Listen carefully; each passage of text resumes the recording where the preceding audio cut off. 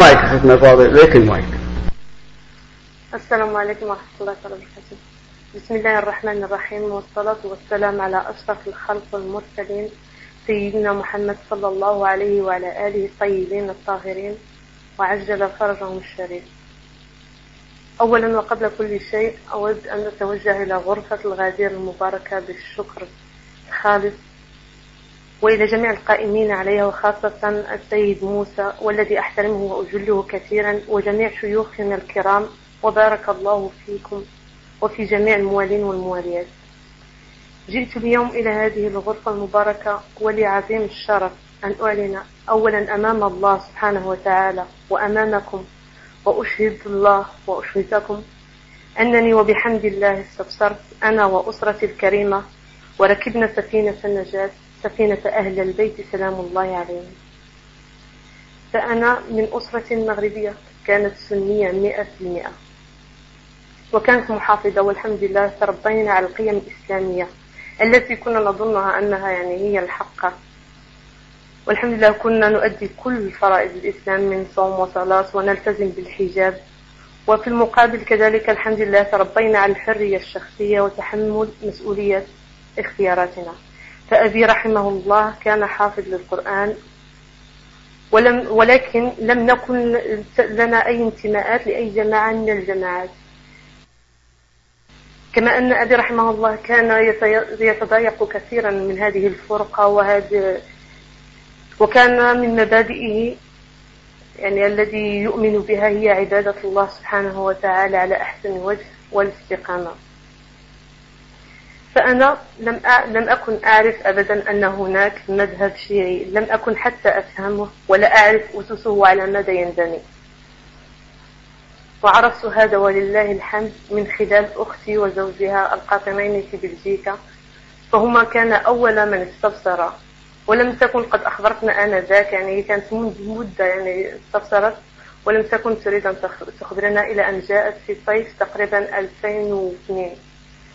وفي الحمد لله في ليلة من الليالي جالسين جلسة عائلية نناقش شتى الأمور، فإذا بأبي رحمة الله عليه جاء على ذكر رمز من الرموز المقدسة آنذاك لدينا، يذكر أحد مناقبه التي معروف بها مثلا العدالة والفاروق.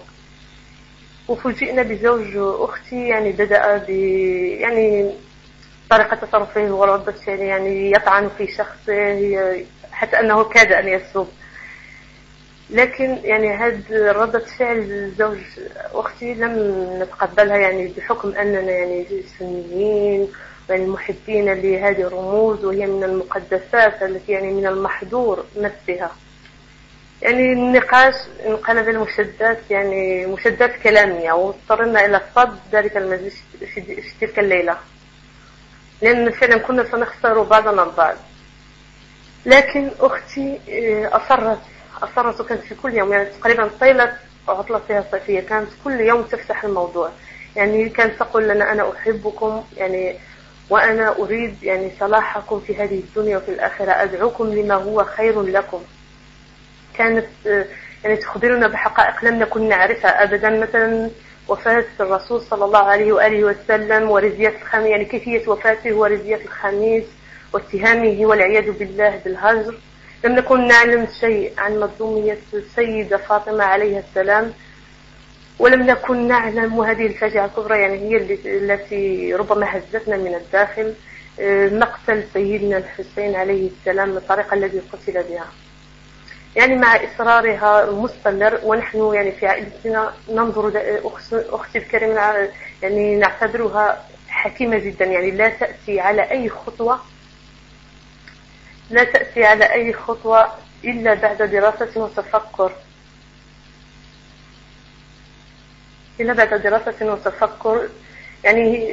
وبعد اطلاع كبير. هنا مع الإصرار المتواصل وجدنا واطلاعنا على هذه الحقائق، وجدنا أنفسنا فعلا ملزمين بالبحث، لا لاقتناعنا في ذلك الوقت. فعلا لم نقتنع، واعتبرنا أن كل ما تقوله مجرد ترهات أو ضلال، حتى أن أبي رحمه الله نعتها أنها ضلت عن الطريق.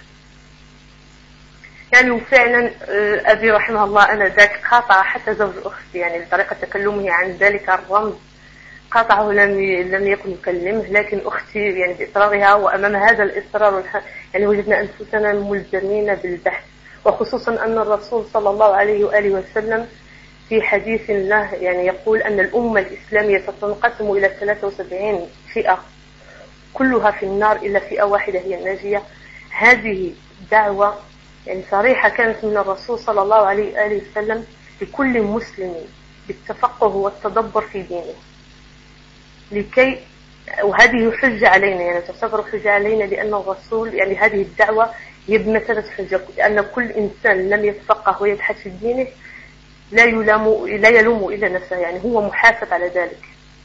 والحمد لله كانت أختي قد اصطحبت معها كتابين، كتاب ثم اهتديت وكتاب تسأل أهل الذكر للشيخ التيجاني. يعني أعطتهم لي أنا، كلفتني بمسؤولية يعني القراءة وأن أناقش مع أسرتي الكريمة، يعني وعدناها لأننا فعلا سنبحث، ولكن يعني ليس عن طريق يعني لم نكن متيقنين مما تقول، لكن نبحث، والنتيجة التي سنصل إليها عن اقتناعنا نحن يعني اقتناعنا الشخصي إما ترضيها أو لا ترضيها، يعني فهذه النتيجة هي التي سنقتنع بها. والحمد لله يعني أعطتني كتابين، يعني كتاب ثم اهتديت وكتاب تسأل أهل الذكر، كما أعطتني بعض المواقع السنية والشيعية يعني للبحث ومقارنة والتيقن إذا كانت فعلا تلك الأحاديث المذكورة يعني هي مستنبطة فعلا من كتبنا الأساسية وهم الصحيحين. والحمد لله يعني بدأنا فعلا البحث، لكن للأسف يعني ما يحز في نفسي أبي يعني توفي في بداية البحث، لم ينعم بهذه النعمة. وأتمنى يعني من الله سبحانه وتعالى، وعندي إيمان كبير بأن الله سبحانه وتعالى يعني سيحشره إن شاء الله في زمرة آل البيت، لأنه فعلا كان محب لآل البيت، حتى أنه يعني في مرة يعني استمع لشريط يعني أعطته له أختي للشيخ كشك يتحدث عن مقتل سيدنا الحسين، والله أتذكره يعني بكى لساعات. فهو كان فعلا محب لآل البيت، ولا نلوم يعني جهلنا، نحن نلوم من أضلنا وأخفى عنا هذه الحقائق.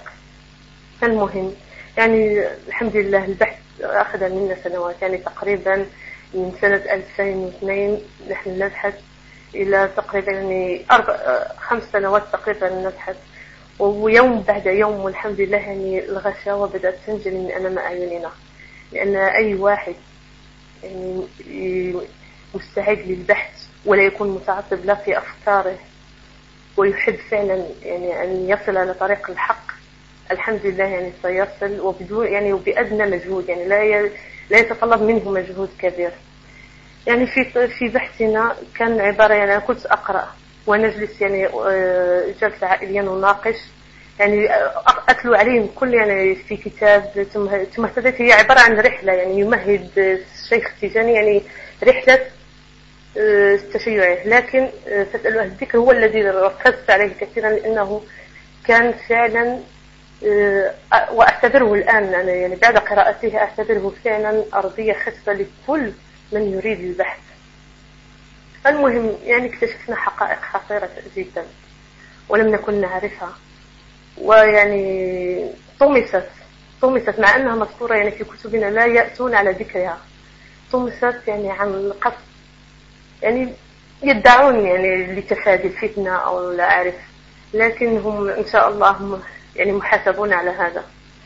والحقائق التي اكتشفناها هي يعني ابتدأت أولا يعني وجدت أن في كتبنا يعني أنا ذاك الصحيحين في أحاديث تجسم الله سبحانه وتعالى، يعني أحاديث يعني لا يتقبلها حتى العقل وتتنافى أصلا مع ما أتى به القرآن. هذا أول شيء. مرحلة ثانية يعني في البحث وجدت أن طلعت في وفاة الرسول صلى الله عليه وآله وسلم وربية الخميس كيف أنه طلب منهم أن يأتوه بكتاب يكتب له وصية لن يضلوا بعدها ولكنهم منعوا ذلك. وقال أحد يعني الرموز الذي يعني كنا نجله قال إنه غلبه الوجع، وفي أحاديث أخرى إنه يهجر والعياذ بالله. يعني وفعلا منعوا الرسول صلى الله عليه وسلم وأكثروا عليه اللغط، ونحن نعلم أن الله سبحانه وتعالى أمرنا يعني ألا نعلي أصواتنا فوق صوت الرسول صلى الله عليه وسلم، يعني وهم فعلا أكثروا اللغط في حضرته، مما أدى بالرسول صلى الله عليه وسلم إلى الانزعاج ويعني أخرجهم من الغرفة. هذا أول شيء.